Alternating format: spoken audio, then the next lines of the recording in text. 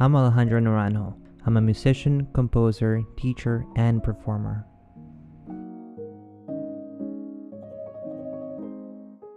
So I've always had a desire for music for a very, very long time, ever since I was a child. And part of that reason for that, I'm not specifically sure as to a particular reason for that, but it was more so the curiosity and desire of just wanting to hear different new things.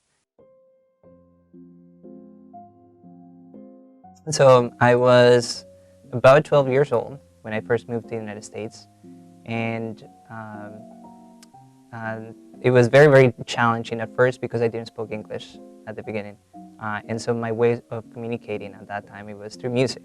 I found myself very, very comfortable in the music department, being able to communicate with my guitar and other kind of sounds like singing and things like that was much easier than communicating with a language I wasn't familiar with at the time. And that kind of progressed me to want more and desire more, becoming much more fluent with my instruments, which later on I picked up on the piano, to be able to express my feelings rather than using words, using music.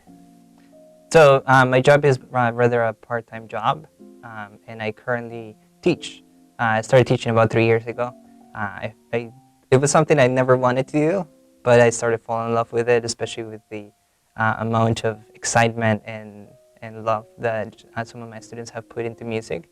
It just kind of brings you so much enjoyment out of it. So much to the point that I feel like at this point I would teach for free even if I had to. He's been amazing because whenever I've done like theory or anything with him, he's really helped me through everything. For example, my old teachers, they didn't tell me much theory or exactly good examples or anything like that. So he's been a big influence to me.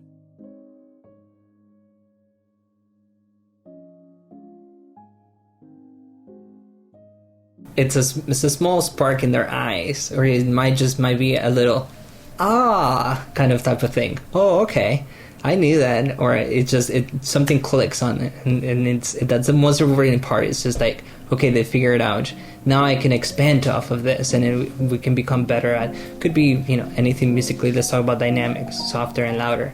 So sometimes that can be very ambiguous, and so explaining that it's kind of difficult because soft, if I were to say to you your kind of softness is very, very different than mine, so explaining that to a younger musician that's learning how to play music and things like that becomes kind of a hassle. But once it clicks and once they can figure out, so this is what soft is kind of like and this is what loud is kind of like, it's just like, yeah.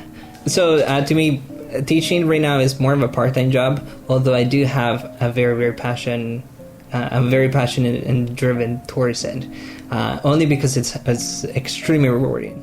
And then the horse starts going bum bum.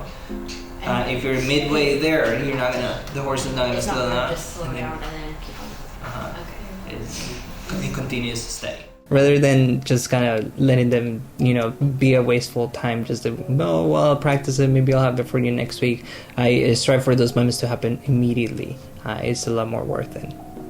I could tell a story with music. It's kind of like as I tell my students, it's like a brand new language, and overcoming that language, being able to speak it fluently, play it, it's really rewarding.